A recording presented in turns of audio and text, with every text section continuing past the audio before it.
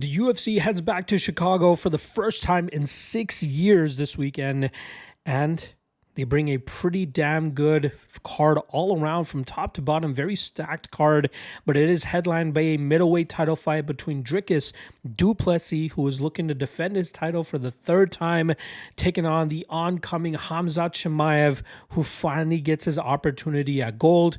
After a very hard start back in 2020, he'd start to slow down considering the lack of activity in the cage, but now he finally gets to fight for a title, and we get to see whether he truly deserves to be a champion.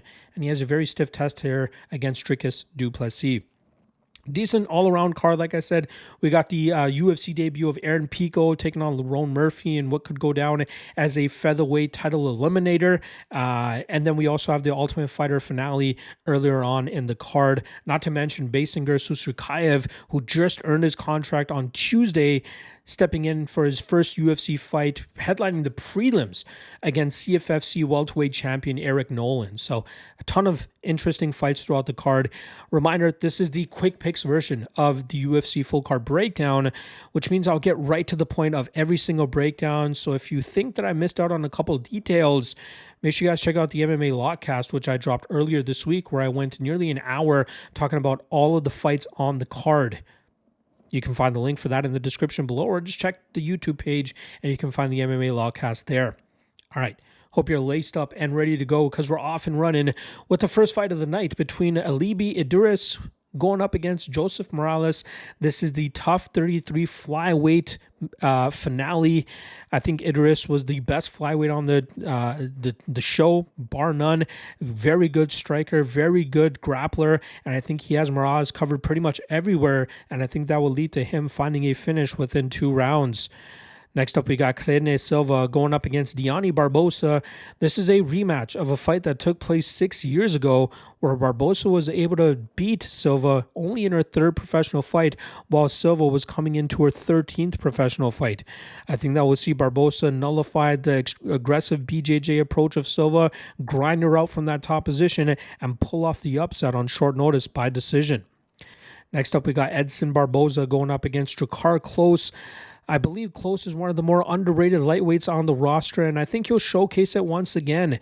Look for him to avoid the early finishing nature of Barbosa and eventually just clinch him against the cage, wear him down, grind him out on the mat, and win this fight on the scorecards.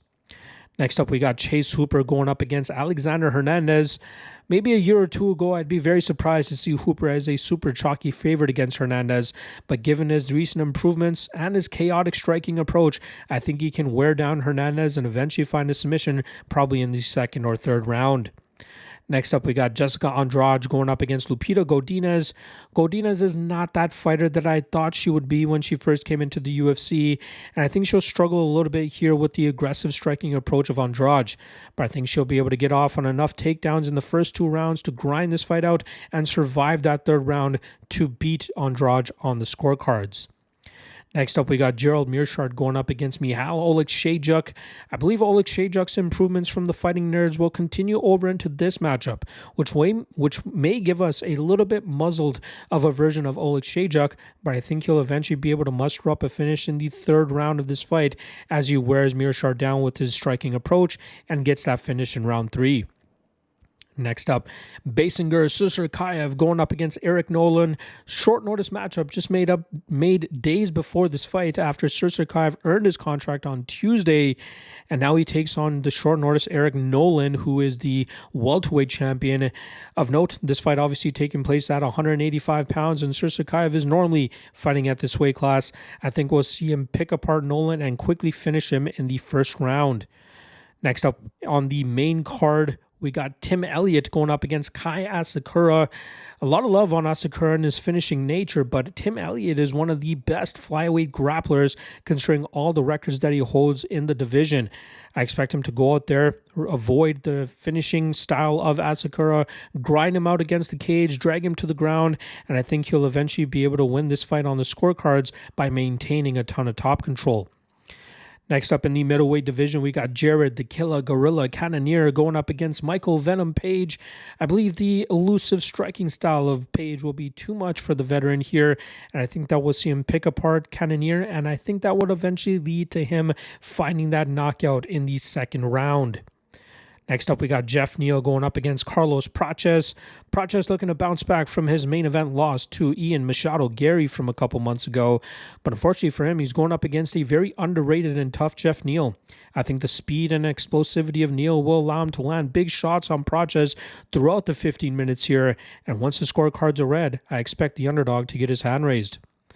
Next up, we got Lerone Murphy going up against Aaron Pico in the co-main event. I believe Pico will remind people that he is still a very high-level prospect and more than deserving to be in the top 10 of the division. I think Murphy taking this fight on short notice is not a good look, and I think we'll see Pico control this entire fight from the striking to the wrestling, and I think that will lead to him grinding Murphy out and winning this fight on the scorecards. Now that brings us to our middleweight title headliner here as Dricus du Plessis looks to defend his title against the oncoming Khamzat Chimaev. Unfortunately for du Plessis, I think he's going to struggle with the wrestling, top control, and submission game of Chimaev, which should lead to Khamzat earning that gold and finding the submission within 2 rounds against Dricus du Plessis and new middleweight champion Khamzat Chimaev. There you guys go. Quick picks for UFC 319. I'll see you guys again tomorrow for the free parlay and the prop drop. See you guys then. Peace.